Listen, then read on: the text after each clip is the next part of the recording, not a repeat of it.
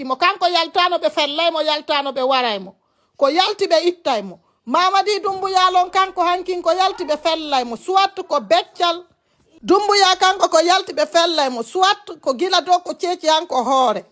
ko mi woni kon haalde ɗo winde mi wona contre Mamadi Doumbouya mi wonanamo mi wona contre ay goto ko le destin Mamadi Doumbouya kadi ko yalti hankin sadaka ala ɓe fellaymo ko yaltanno kon Alpha Condé yaltuno sadaka ala ɓe ittaymo ko laamu Mamadi Doumbouya kadi hankin alkamisa on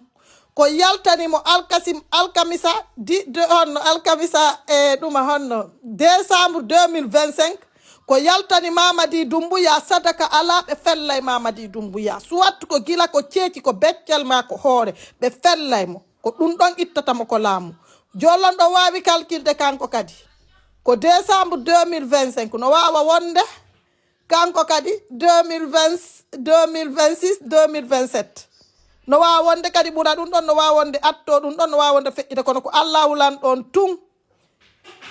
wa honno andi jour o mi neeɓi lolon mi haalani noon kadi koye vidéo ji ɗi no existe mi haalani noon neeɓi minni ko hoore ɓe fellata Mamadi Doumbouya ɗum kadi neeɓi so himene wonɓe ɓen ko blogueur ko réseau sociaux ɗo foppu wonuɓe ɗo ɓe foppu ɓe tawtoyi mi yahaali mi iwno ko opposition par ce que sellu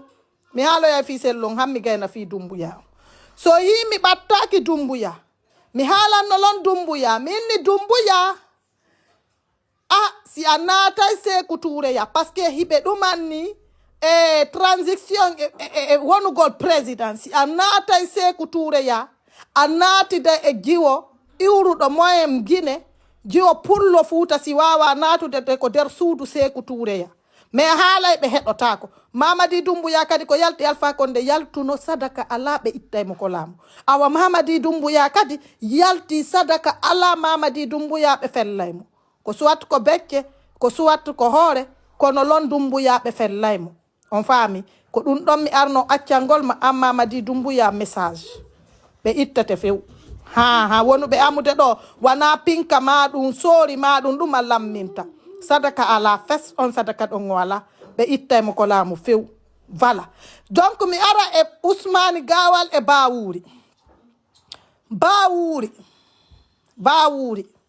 Bawuri am ɓe ardema hersingol Bawuri ɓe arde hersingol Bawuri par ce que ɓe ittay Bawuri ko poste makko ministre si élection on lanni ɓe ittay Bawuri ko poste makko ministre Bawuri debbo mi anda siko piyowo ceede ma siko karmakojo mi anda do debbo on siko siɗɗo makko ma ɗum do siko ko honno debbo ɓalejo an Bawuri haala ma goɗɗum a calculali haala makko kan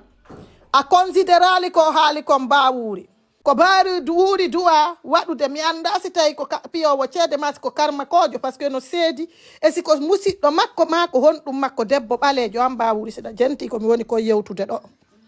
mi ala intérêt fenugol argol ɗo haala komi haali wo o haalanma goɗɗum an Bawuri a considérali ko haalanma ka ƴettay no haala makko kam par ce que sa ittuno on sadaka no moƴƴannoma kono hande ɗo lon laawike sadaka ala an Bawuri ha an ɓe hersinte par ce que a ugginoto an Bawuri miɗo yiɗi on fof lon ko Guinéen ɓe mi wona contre hay goto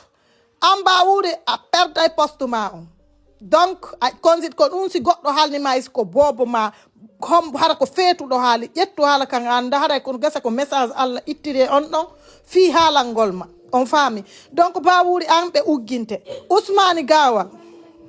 ɓe ugginay Ousmane Gawal après les élections si lanni few Doumbouya gayni ƴettude laamu gum ɓe hersinay on few onon on ɗon mi yi on par ce que andi Ousmane Gawal min ko neɗɗo mo mi yiɗi par ce que neɗɗon so yewtude o yewtida e dallo respect o heɗotoma o yewtirama comme aaden e aaden kono e wadduno goɗɗum